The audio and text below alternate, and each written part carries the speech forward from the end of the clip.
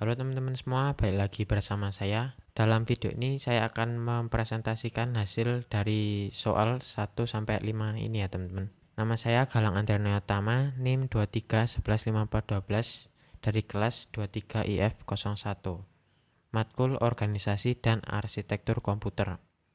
Soal yang pertama, apa fungsi utama dari CPU dalam sistem komputer? Nah, jawabannya adalah Central Processing Unit atau CPU adalah otak dari komputer yang berfungsi untuk menjalankan instruksi dari program. Tugas utamanya mencakup mengeksekusi perintah-perintah yang ada di dalam memori, melakukan operasi aritmatika dan logika, serta mengontrol perangkat input atau output. CPU bertanggung jawab atas pengolahan data dan memastikan semua instruksi dijalankan dengan benar. Selanjutnya soal nomor 2, jelaskan dua fase utama dalam siklus pelaksanaan instruksi.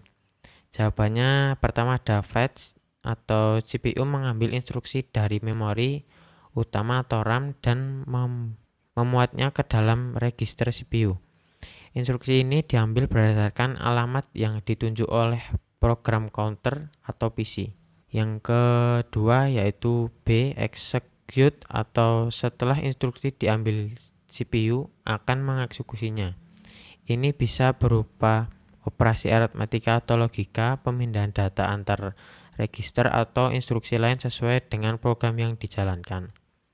Selanjutnya soal nomor 3, apa itu interrupt dan bagaimana mekanismenya? Jawabannya, interrupt adalah sinyal yang dikirimkan ke CPU untuk memberitahukan bahwa suatu peristiwa penting telah terjadi, sehingga CPU harus menghentikan sementara pelaksanaan instruksi saat ini dan menanggapi peristiwa tersebut. Mekanisme interrupt bekerja dengan cara yang pertama, ketika interrupt terjadi, CPU menyimpan kondisi kerja saat ini atau seperti register dan program counter. Yang kedua, CPU kemudian menjalankan rutin penanganan interrupt atau interrupt service runtime atau ISR. Selanjutnya, setelah penanganan selesai, CPU mengembalikan kondisi kerja yang telah disimpan dan melanjutkan eksekusi instruksi yang ditunda. Soal yang keempat, sebutkan 3 jenis bus dalam sistem terkoneksi dan fungsinya.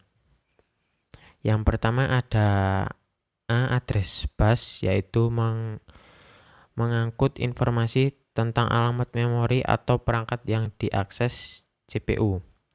Address bus ini bersifat satu arah, yaitu dari CPU ke memori atau perangkat. Yang kedua ada data bus, yaitu membawa data yang sedang diproses atau ditransfer antara CPU, memori, perangkat lain.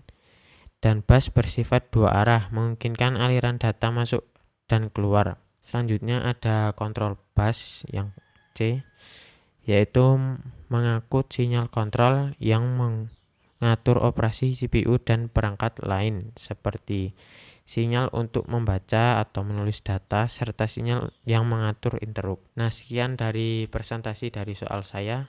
Sekian dan terima kasih.